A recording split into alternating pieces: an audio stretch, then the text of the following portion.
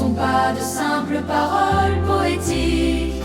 Elles sont une révélation du royaume de Dieu, une déclaration divine sur ce que Dieu appelle le vrai bonheur.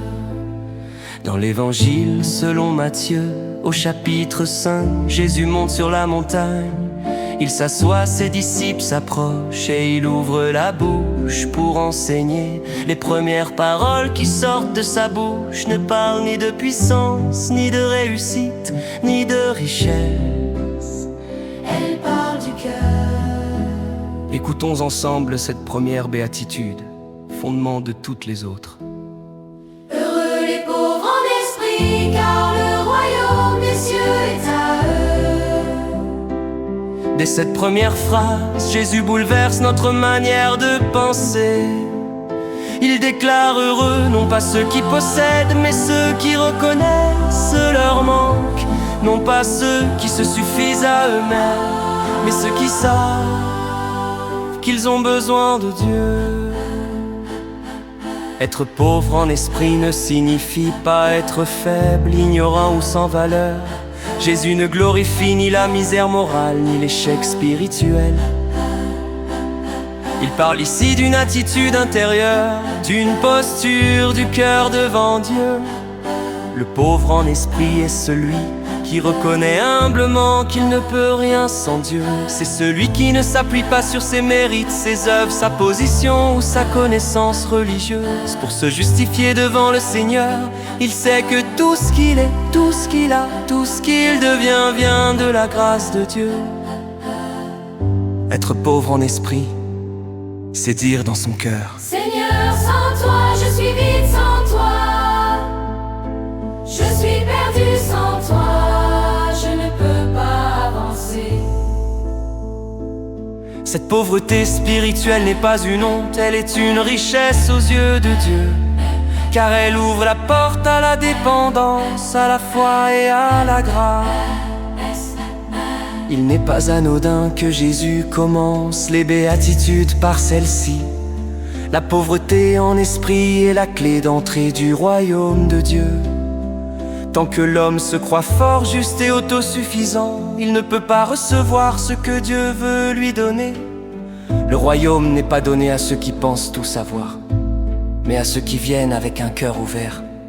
Dieu ne remplit pas les cœurs pleins d'orgueil, mais les cœurs conscients de leurs besoins. C'est pourquoi Jésus dit: le royaume des cieux est à eux.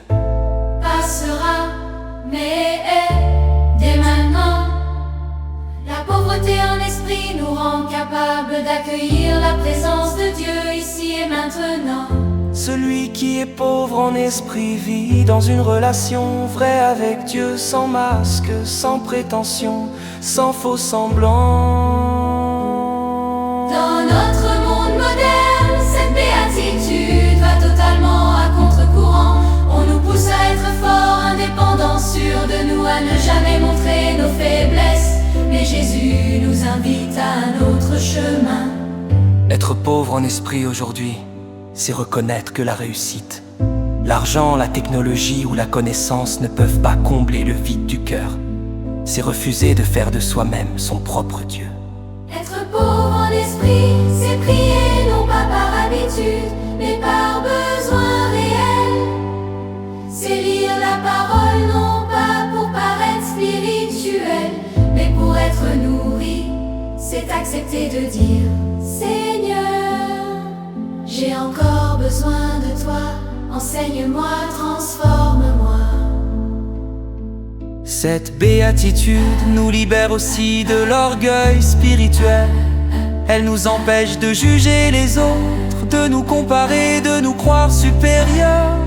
Le pauvre en esprit marche dans l'humilité, la douceur et la dépendance quotidienne envers Dieu.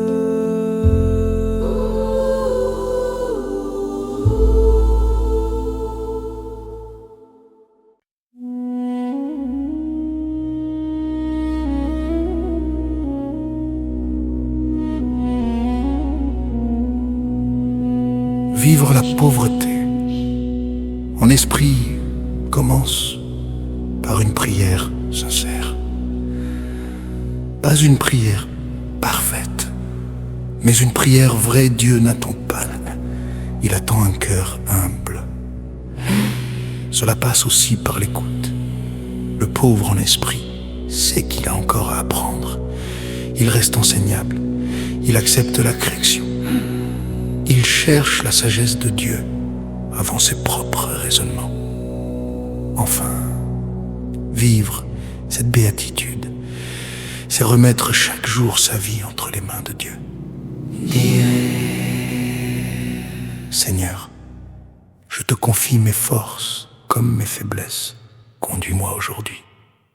C'est dans cette dépendance que la vraie liberté naît. Prions ensemble. Prions ensemble. Seigneur Jésus,